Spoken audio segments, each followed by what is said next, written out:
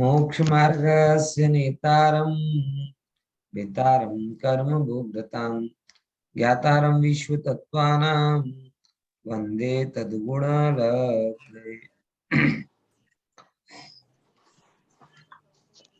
कल हमने जैसे वो क्लास में अचानक ही नेटवर्क इशू आ गया था और बीच में अपनी चर्चा थोड़ी अटक गई थी कि ग्रहित मिथ्यात्व 5 प्रकार का होता है।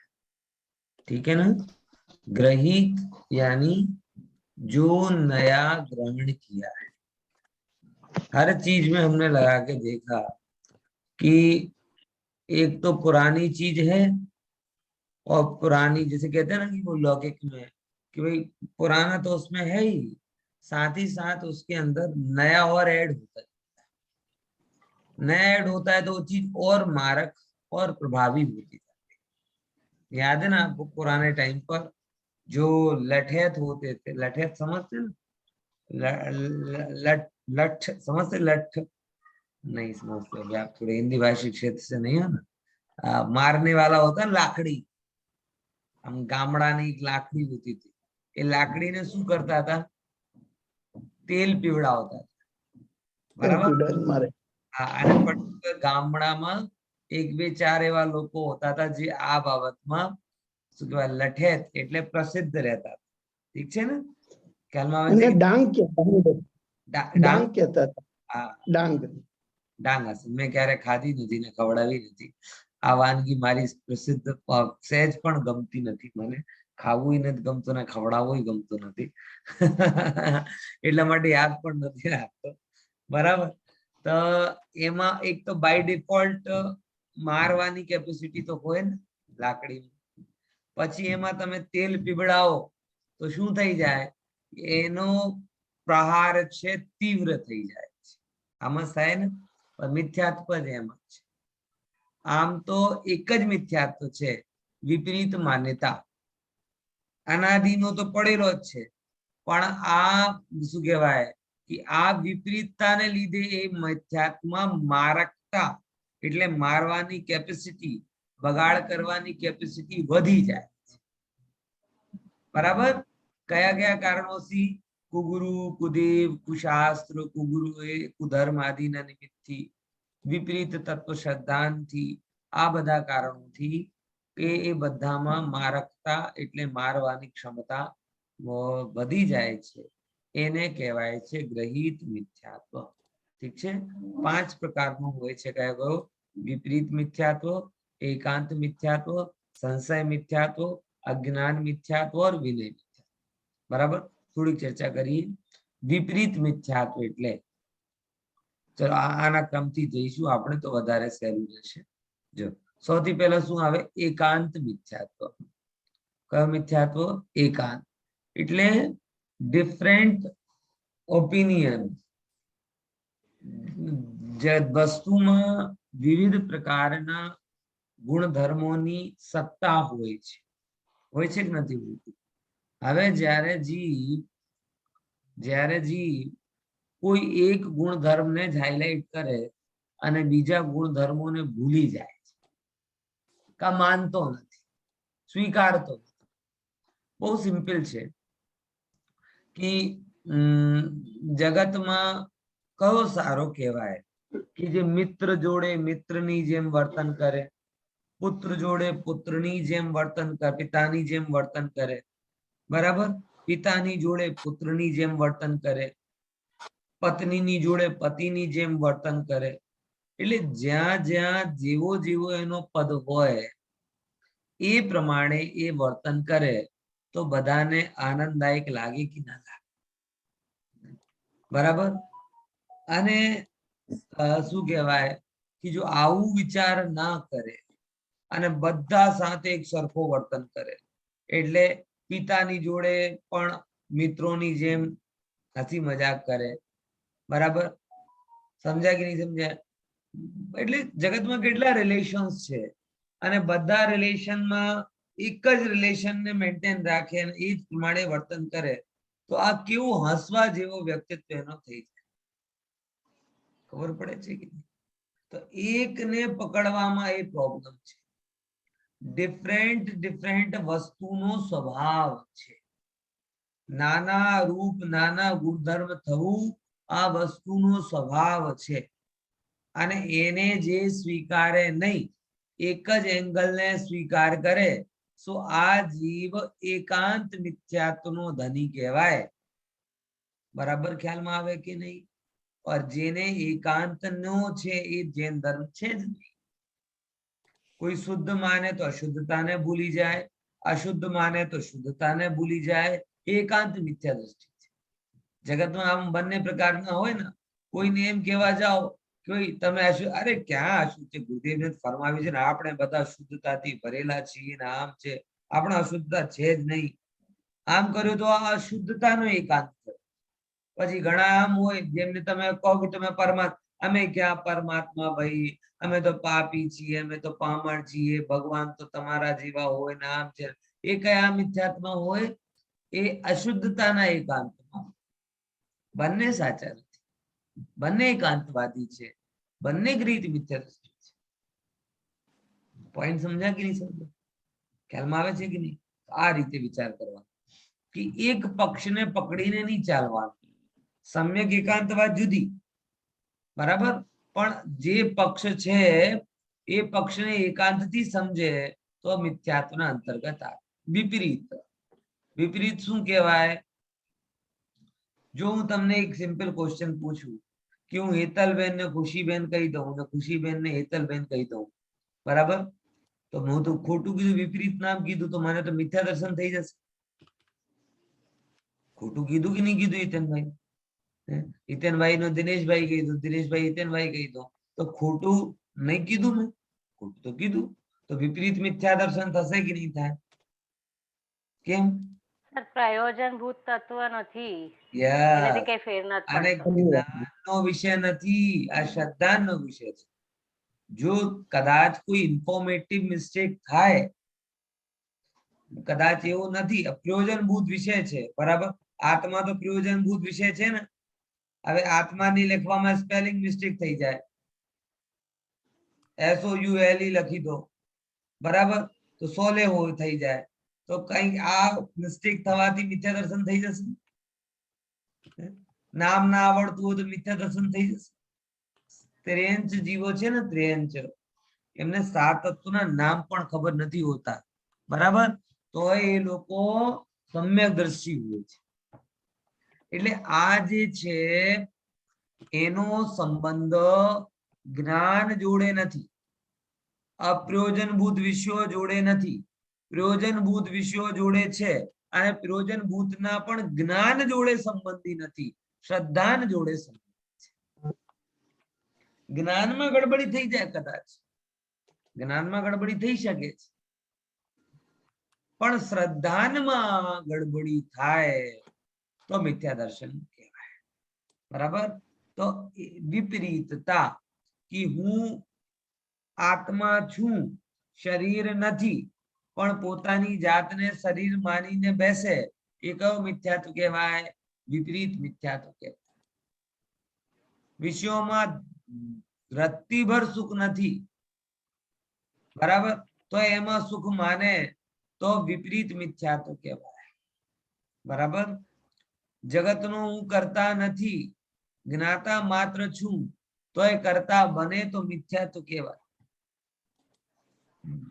ખ્યાલમાં આવી રીતે બધી વસ્તુમાં લગાડવાનું કે જે વસ્તુ શ્રદ્ધાન જોડે સંકળાયેલી છે એ વસ્તુનો ભગવાને જેવું શ્રદ્ધાન કરવાનું કીધું છે એવો શ્રદ્ધાન ના કરે અને અન્ય રૂપ શ્રદ્ધાન કરે તો એ મિથ્યાત્વ કહેવાય.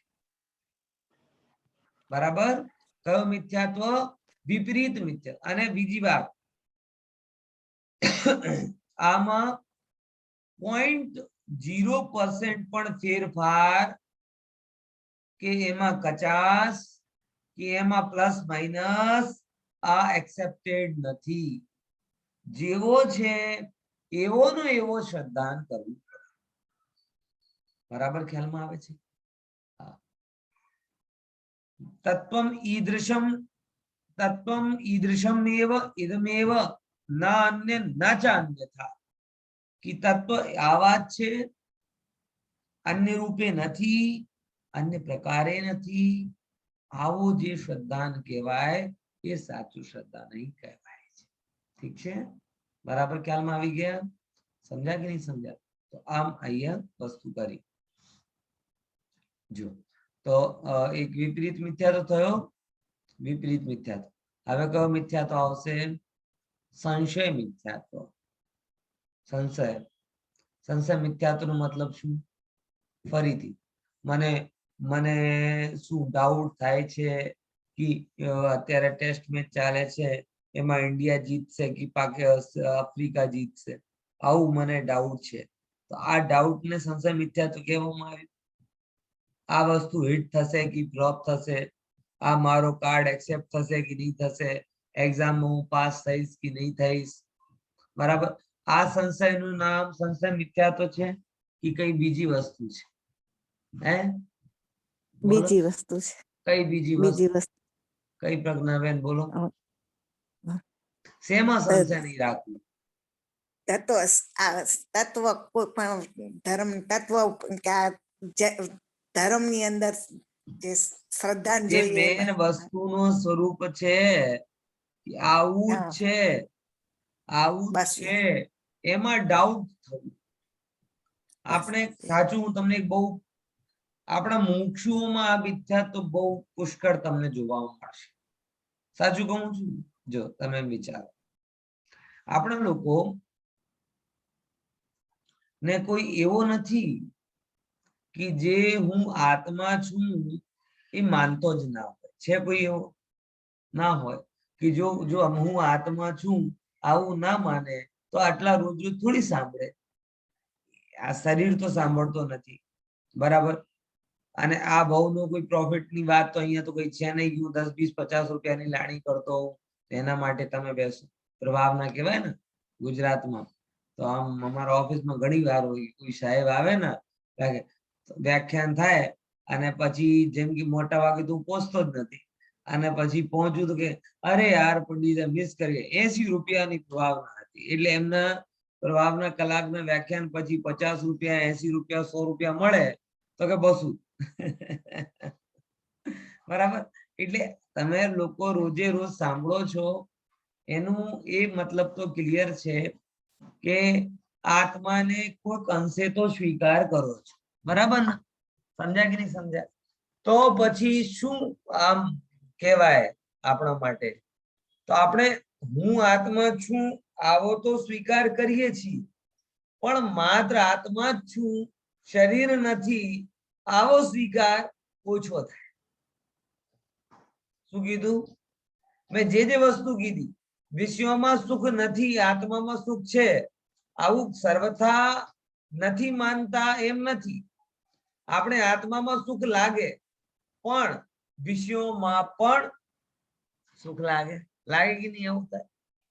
અમુક ટાઈમે આપણે એમ લાગે કે ના કરતા નથી. જો કેટલો સાચવીને ચાલ્યા તોય કોરોના થઈ ગયું, હે કેવું આમ જોઈને કર્યા તોય આમ થઈ ગયું આમ થાય ને. એટલે એમ તો અમુક ટાઈમે આપણે એમ લાગે કે ના જાતે થાય, અને અમુક ટાઈમે લાગે કે ના હું જ કરું છું. હે જો વિચાર કરો, પહેલા દિવસે મેં આવું ધ્યાન ના રાખ્યું તો આવું થઈ જાત, આમ ના કર્યો તો આમ થઈ જાત. એટલે અમુક ટાઈમ, એટલે મોટા ભાગે આપણે લોકોની દશા પ્રવાહી દશા છે કે નહીં? પ્રવાહી એટલે દૂધ મેં ના દહીંમાં. આ પણ ગમે, આ પણ ગમે, આ પણ સાચું લાગે, આ પણ સાચું લાગે. દ્રઢતા, એમાં કોઈ નવાઈ નથી. આ પ્રવાહી કોઈ તમારી નવાઈ નથી. જે વ્યક્તિ ધર્મ માર્ગમાં આગળ વધે છે એ આ દશાથી પસાર થાય જ છે. સ્વાભાવિક છે ને ભાઈ. એક તો અનાદિની વિપરીત માન્યતા और एक अनंत सिद्धोની સાચી માન્યતા. જ્યાં સુધી આ માન્યતા થઈ નહીં ત્યાં સુધી આ વચ્ચેની દશા તો રહેવાની. એટલે એવું કઈ નહીં સમજતા કે હું તમને જ કહું છું, બધાને આવું થાય જ. આ संशय के अधिकतर मुमुक्षु समाज मेरी दृष्टि में कौन से मिथ्यात्व में है? क्योंकि इतने अपात्र तो है नहीं कि विपरीतता में पड़े, और इतने सुपात्र भी नहीं है कि निर्णय कर लिया। तो दशा कौन सी बनती है? बीच की है। बराबर ख्याल में आया? कोई बात नहीं, घबराना नहीं। संध्या काल भी तो एक समय होता है ना। सूर्योदय के पहले भी संध्या होती है, सूर्यास्त के पहले भी संध्या होती है। तो हम तो ये मान के चलते हैं कि ये जो हमारे अंदर में हो रहा है, ये सूर्योदय के पहले होने वाली लालिमा है, परोढ़ियो। बराबर समझे कि नहीं समझे? પરોઢિયાની જેમ છે અત્યારે થાય છે, પણ એ સૂચના આપે છે શેની? એ સૂચના આપે છે નવ પ્રભાતની, સુપ્રભાત। બરાબર સમજ્યા કે નહીં સમજ્યા? એટલા માટે સંશય તમને બારંબાર આવું થશે। હવે સંશયને દૃઢ કરવા માટેનો ઉપાય શું છે? કઈ નથી ભાઈ। સંશય બહારના ચીજોથી પ્રબળ થાય છે, बराबर। तो आपने अपने को एक ही काम करना, कौन सा? रोज रोज जिनवाणी की खुराक लेनी, और रोज रोज साधर्मियों के साथ बैठकर चर्चा करनी, और हर घंटे 2 घंटे में आत्मिक रूप में जागृत हो जाना। क्या बोला? किस रूप में जाग जाना? आत्मिक रूप में। मतलब कंपलसरी, फर्जियात आपको ऐसा प्रयास करना चाहिए कि जैसे ही आप क्या कहते हैं, इंटेंशनली आप कभी सांसारिक कार्यों में बहुत ज्यादा डीप इन्वॉल्व हो रहे हो, तो तुरंत भेद-ज्ञान करना चालू करो। ये दे, ये मैं नहीं, ये दे, ये मैं नहीं, ये दे, ये मैं। ये सब काम बुद्धिपूर्वक आपको करना है। अबुद्धिपूर्वक की बात तो बाद में है। ये सब काम मतलब मैं कई बार कहता हूँ 5 मिनट थेरेपी। कौन सी? 5 मिनट थेरेपी। 5 मिनट थेरेपी मतलब क्या? भले ही 55 मिनट आप शरीर के लिए दो, लेकिन 1 घंटे में 5 मिनट के लिए फैंटम बन जाओ। फैंटम समझ में आता है ना? अपन कॉमिक्स पढ़ते थे ना, जो जो है मगर नहीं, वैसे ऐसे ही हो, भूत की जैसे। मैं हूं ही नहीं, संसार में हूं ही नहीं मैं। अगर आज मर गया होता तो भी तो मैं कहीं होता ना, बस ये समझ लो कि मर गया। 5 मिनट के लिए मैं आता।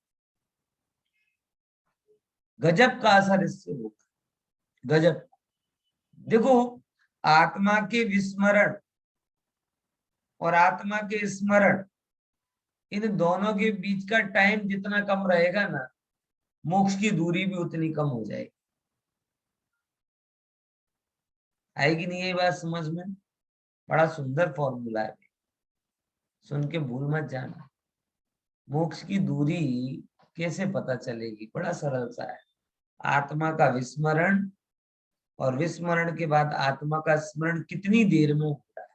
जितनी जल्दी जल्दी हो रहा है, उतनी जल्दी जल्दी मोक्ष में जाओगे। और विस्मरण ऐसा हो रहा है कि स्मरण ही नहीं हो रहा, तो उतनी देर मोक्ष में रह जाएगा। है? समझे कि नहीं समझे? हाँ। तो विस्मरण और स्मरण के बीच की दूरी, वही आपके मोक्ष की दूरी है। अगर आपको आत्मा का विस्मरण ही ना हो तो सबसे बढ़िया, स्मरण ही स्मरण रहेगा। और अगर विस्मरण हो भी गया सांसारिक, तो कोई बात नहीं, जितनी जल्दी से जल्दी आपको स्मरण हो जाए उतनी अच्छी बात है। मुझे बताओ, आप लोगों में से कभी किसी की कोई चीज खोई है? कोई किसी नहीं बात का पढ़नी, जैसा हो सकता है क्या? संसार में कोई रहे और खोए ना। कभी किसी का मोबाइल खोता है, कभी किसी का वॉलेट खो जाता है, कभी किसी की ज्वेलरी खो जाती है। बराबर। नहीं खोई होने वाले ढूंढना मुश्किल है, खोया तो हर एक का किसी ना किसी का कुछ ना कुछ तो हो गई। अब मुझे बताओ, मिलने की संभावना कब जाती है? फॉर एग्जाम्पल, मैं किसी बस में गया, बराबर, और मेरा मोबाइल खो गया, और 5 मिनट जैसे ही बस से उतरा और मुझे याद आया, अरे उस बस में, तुरंत मैं दौड़ के उस बस को पकड़ लूंगा। अगर मुझे पता है कि बस में ही खोया है तो मिल जाएगा कि नहीं मिलता। कई बार बहुत एक मजाकिया सा लोग प्रश्न करते हैं, इरिलेवेंट प्रश्न। उनसे बोलोगे आज चीज मिल नहीं रही, कहाँ खो गई? बोलते कहाँ खो गई? अरे भाई, कहाँ पता हो तो खोई रहे ही नहीं। जब पता नहीं होता कहाँ है, उसको ही खोना बोलते हैं। समझ में? जब पता होता है तो उसका मतलब ये होता है कि वो तो जमा की है वहां, होता कि नहीं? लेकिन लोग ऐसा इरिलेवेंट प्रश्न करते हैं, कहाँ खो गई? अरे भाई पता होता तो खोती कहाँ? खोना कब कहलाता है? ये पता नहीं। सिंपल वस्तु है कि नहीं? और जितनी जल्दी आपको पता चल जाए कि ये खो गया, उतनी जल्दी उतनी मिलने की संभावना है। बराबर। अब ये मोबाइल बस से उतरते ही मुझे पता चल गया कि खो गया, तो मैं बस पकड़ लूंगा, मुझे मोबाइल 99% मिल जाएगा। लेकिन अब मुझे यही पता नहीं है कि बस में खोया, बस के बाद में ऑटो में बैठा, ऑटो के बाद में घर पे गया, घर के बाद फिर ऑटो में आया, ऑटो के बाद फिर बस में आया, बस के बाद फिर घर में आया। अब घर पे आके पता चल रहा है कि मोबाइल खो गया। अब बोलो है, अब कितनी संभावना है?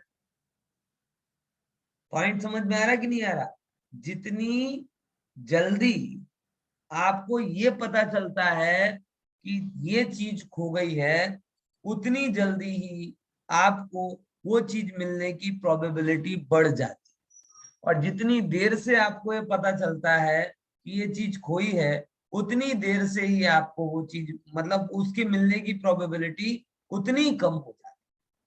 सेम बात में कह रहा हूं कि आपको आत्मा का विस्मरण नहीं होना चाहिए, और अगर विस्मरण हो भी जाए तो आपको जल्दी से जल्दी याद आना चाहिए कि मैं इस समय खो गया हूं। क्योंकि जितनी जल्दी आपको याद आएगा कि मैं खो गया हूं, आपको द्वारा आपको पाने की संभावना उतनी अधिक हो जाएगी। और जितनी देर करोगे उतनी देर वो उसकी संभावना रहेगी। सीधी सीधी सी गणित। आ रही कि नहीं आ रही बात समझ में?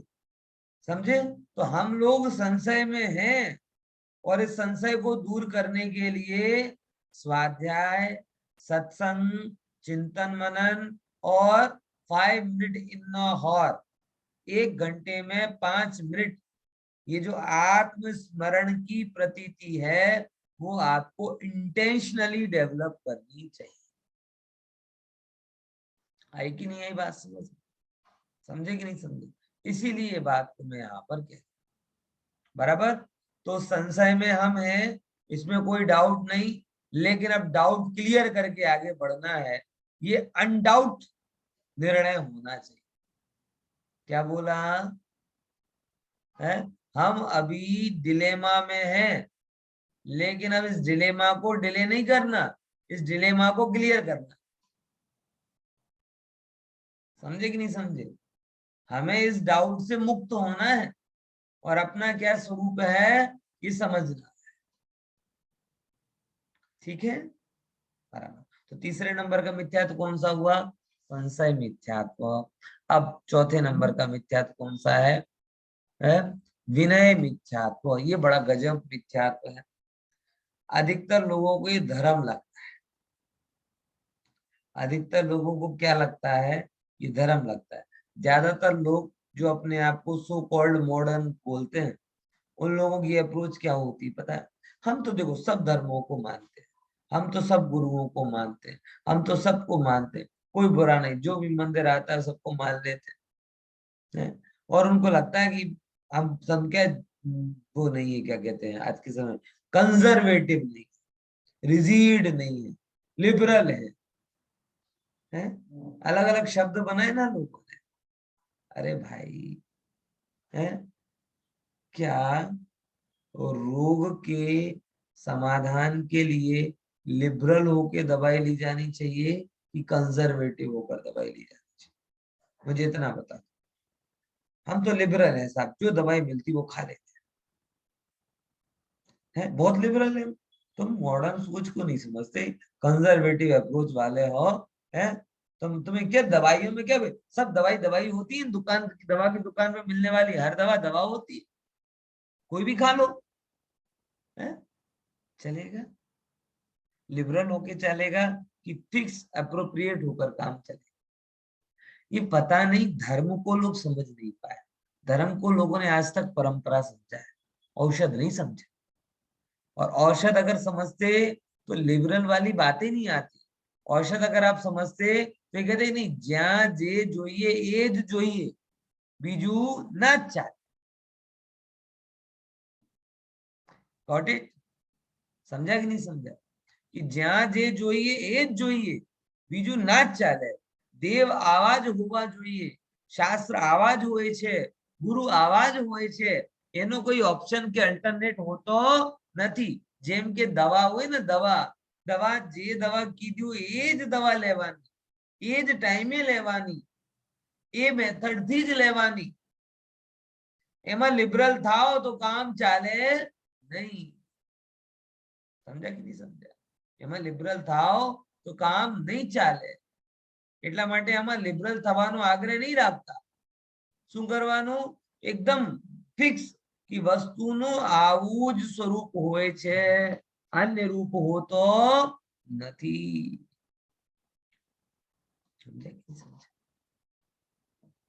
लेकिन सब जगत में सर्वधर्म समभाव, सर्वधर्म समभाव, ये मतलब, और जितने भी लोग हैं ना, धर्म के सबसे बड़े विरोधी वही लोग हैं.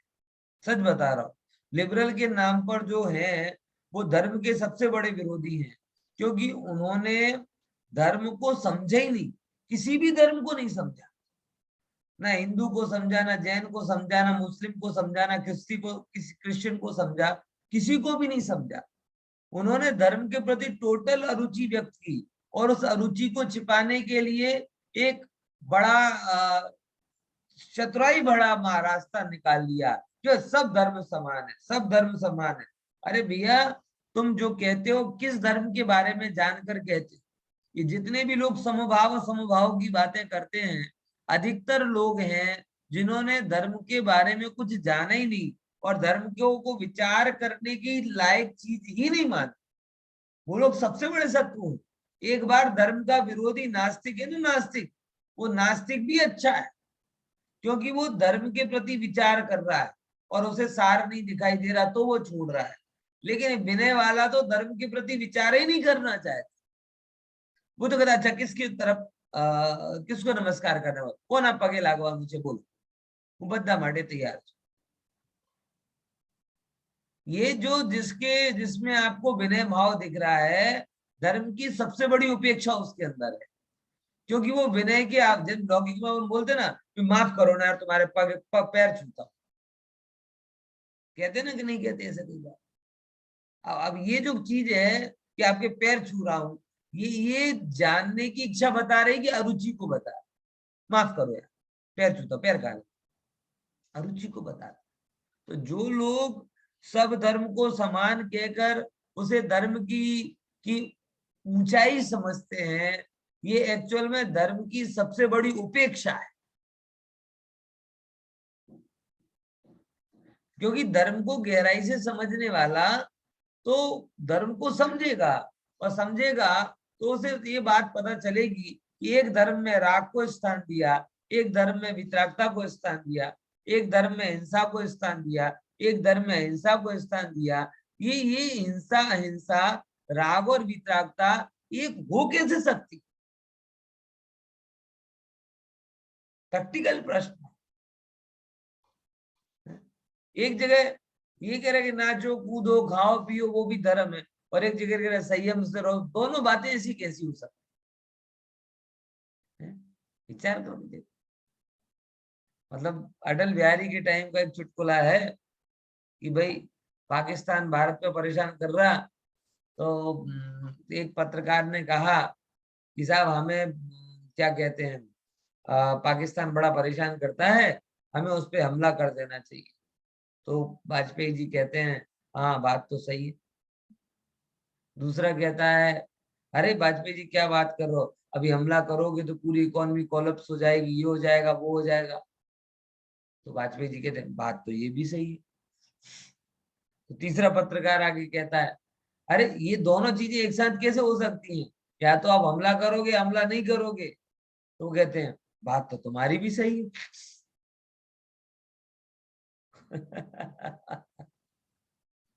है? आप सबको सही सही कह रहे हो, लेकिन मुझे बताओ ये तीनों पॉसिबल कैसे? इधर हमला करे और ना करे, और फिर दोनों चीजें एक साथ सही हो जाएं, ये कैसे पॉसिबल? ये विनय वाला यही है।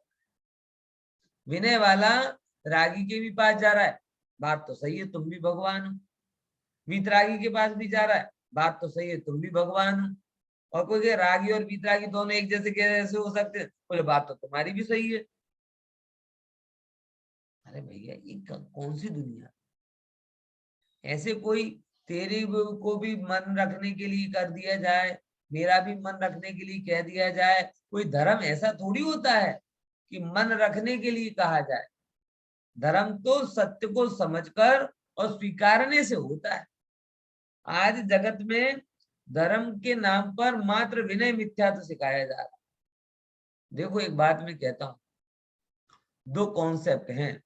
कौन कौन से दो कॉन्सेप्ट हैं? एक है सर्वधर्म समभाव, ये लिख लो जरा अगर आपको लिख रहे हो। दो कॉन्सेप्ट है, कौन कौन से? एक है सर्वधर्म समभाव और एक है सर्वधर्म सद्भाव है। बराबर। एक की आइडियोलॉजी है ऑल धर्म are all religions are equal, बराबर। और दूसरे की आइडियोलॉजी में ये है कि ऑल सब धर्म बराबर हैं रहने के रूप में। तुम अपने रूप में रहो, हम अपने रूप में रहते हैं। जैन धर्म के अनुसार कौन सी आइडियोलॉजी श्रेष्ठ बैठती है? सर्वधर्म समभाव कि सर्वधर्म सद्भाव? बोलो है दिनेश भाई। सद्भाव।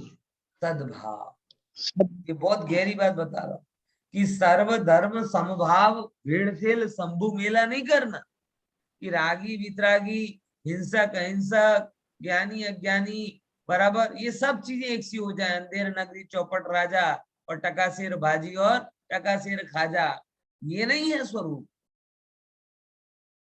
बराबर समझ में आएगी? हाँ, लेकिन हमें किसी से झगड़ना नहीं, हमें किसी से, हम ये चाहते हैं सब एक से हो जाए, ये तो पॉसिबल नहीं है क्योंकि जिनके फंडामेंटली विरोध है वो कैसे एक हो सकते हैं? मनुष्य मनुष्य एक रूप में समान हो सकते हैं, लेकिन वो गाय और मनुष्य कैसे समान हो जाएंगे? क्योंकि उनके जीन्स अलग है, हमारे जीन्स अलग। ऐसे ही एक में राग का डीएनए है, एक में वितरागता का डीएनए, एक में अहिंसा की बात है, एक में हिंसा की बात है। ये दोनों एक से कैसे होंगे?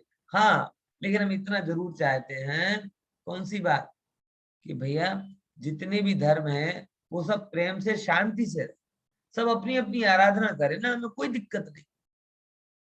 लेकिन इसका ये कतई मतलब नहीं है कि सब एक हो।